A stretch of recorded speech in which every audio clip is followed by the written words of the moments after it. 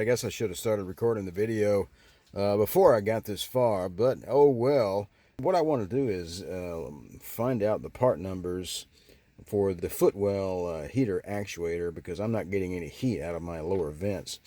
But to get this far, it's not all that bad, really. The first thing you got to do is pull the ashtray out, and you take the chrome cover out, right? That just lifts straight out, and that exposes two screws, and they look like that, and they go in those two holes in the ashtray. All right, and then you pull the ashtray out, and then on the ashtray is going to have these two guys here. This is your bulb, and that's your power for your cigar lighter, as they called it back in the day. All right, so you pull your ashtray out. All right, next thing you're going to do is you're going to reach in the back in there with your graceful, small, tiny little hand and pull that radio out of there. And all the radio wires, they just kind of slip out. You know, there's not a huge deal pulling those out of there. Nonetheless, you just disconnect the radio wires. No big deal. All right, now you pull the radio, set it aside. Okay, set the radio aside. Next thing you're going to pull out is the cover off of the climate control. Now, this is a little delicate, right? There's two screws. You don't want to break this thing, right? There's two screws. After you get the radio out, you look up underneath here. There's a screw here and a screw here. You take those two out. You grab this guy, kind of right here on the bottom, and you kind of tug it out just a little bit, okay? And then you kind of pull it downward gently. There's all this crap in the way. You don't want to break stuff. I can tell that somebody's already been in mine because it's got some cracks in the back of it, and I may have to do a little more epoxy work on the back of that one. So you just pull it out just a touch, and you pull it downward and pull it away from the dash, okay? Now you can start disconnecting each one of these connectors from the back of the control panel. All right, they're not a huge deal. You just sort of grab them and you just start wiggling them loose. Right now, you're going to see the fiber optic light wires here. There's one right there. This black thing right here. It kind of slips.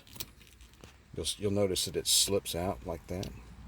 All right, so that's what that is.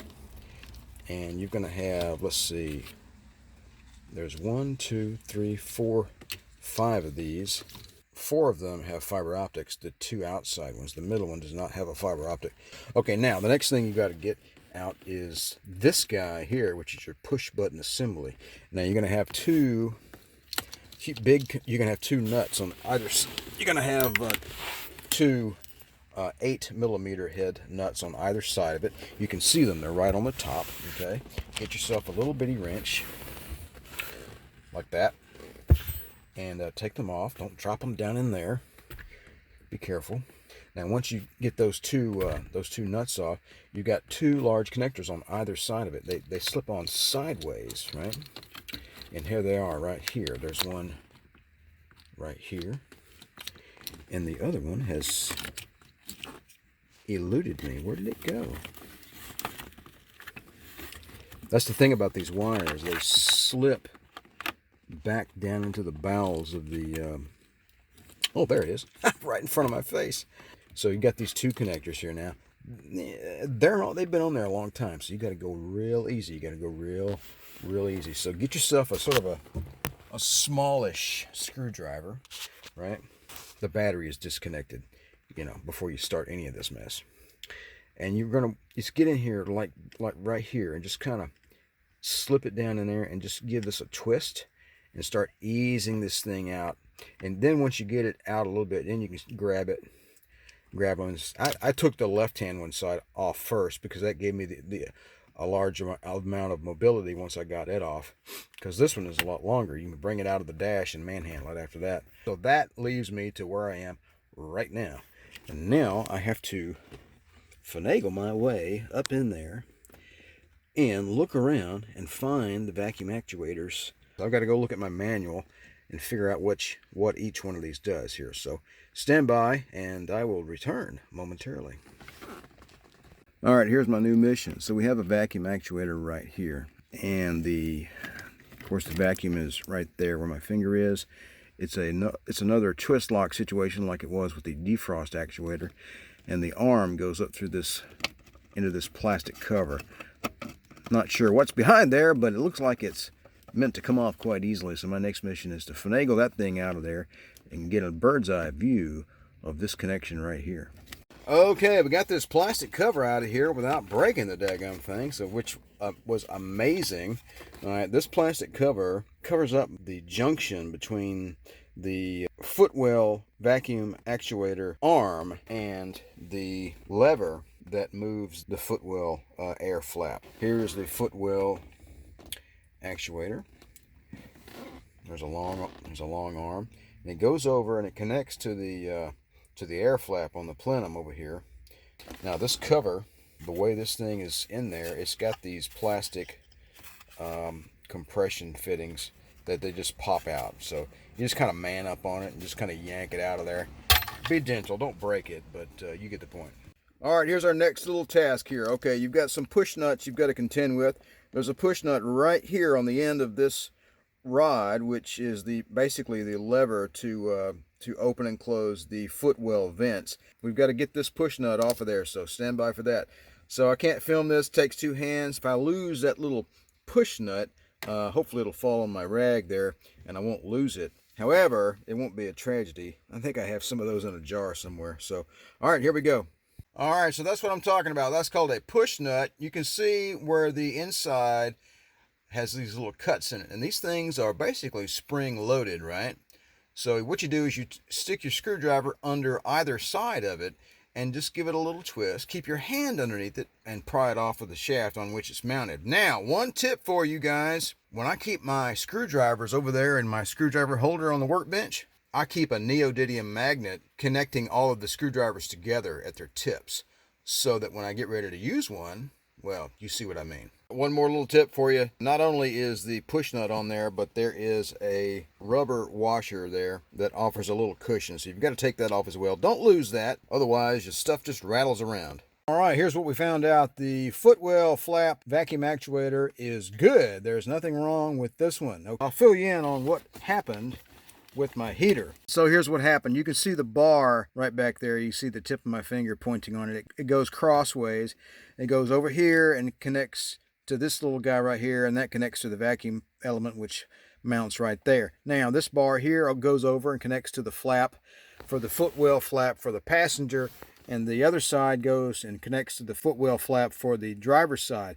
Now on the driver's side, the end of this bar here has another little bar that's, I don't know, probably about that long, and it's on a little hinge, and the tip of it has one of those little plastic ferrules that connects to an arm which connects to the flap.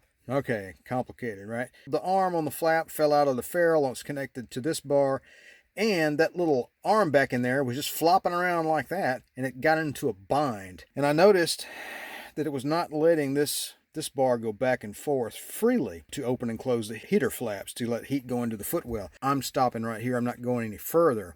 I'm going to take this little floppy little arm over here, and I'm going to put a little tape around the end of it and keep it from flopping around so that when I do turn the heat on, this arm will move freely back and forth and we'll get heat over into the passenger side. Everything else up in here works fine, at least as far as I can tell. I don't have any problem with all the illumination. As you can see, all my fiber optics are working fine. If the bulb goes out, at least I know where it is. Right back in there. You can see it right there at the tip of my finger. I'm going to not worry about this heater any longer. I'm going to put this stuff back together, and when I come back to do more interior restoration work, I'll deal with it then. If it requires that I remove the entire dash, the console, the heater box, and everything, well, so be it. I've done that kind of work before. I'll do that at that time, but not right now. Right now, I'm going to move on to the engine compartment because our oil cooler line hose just came in the mail. Well, all right, everyone, we're back on the road. Don't mind the fingerprints on the dashboard there. That was from me manhandling that crazy thing back into the dash. Holy cow. While I was in there, I went ahead and I repaired some broken plastic. I tell you what, JB Weld plastic bonder. Mix it 50-50, let it dry for 24 hours, and it is your friend. All right, that's what I wanted to do. I wanted to explore the inside of the dash and try to figure out what was going on with my heater and why it doesn't come out of these floor vents. And what I found out was that the driver's side floor vent is not connected to the little crossbar over there, and it gets in a little bind. And ultimately, I decided, you know what? I'm not going to worry with it. I'm going to save this for a different day. Everything else in the climate control works perfectly well, especially the defrost, which we fixed in the previous video. And of course, the air conditioning works as well, too. So, hey, look, I'm going to chalk this up to sort of an exploratory vlog. And we're going to move on to the engine compartment next. So stay tuned. I've got a new lower oil cooler line that just came in from Germany, and I'm really anxious to start fixing some leaks on this W126. So hey, listen, I appreciate you guys stopping by my channel. Please remember to like, share, and subscribe. And if you'd like to find out whenever I release a new video, go ahead and click on that subscribe button down below. So we'll talk to you guys real soon.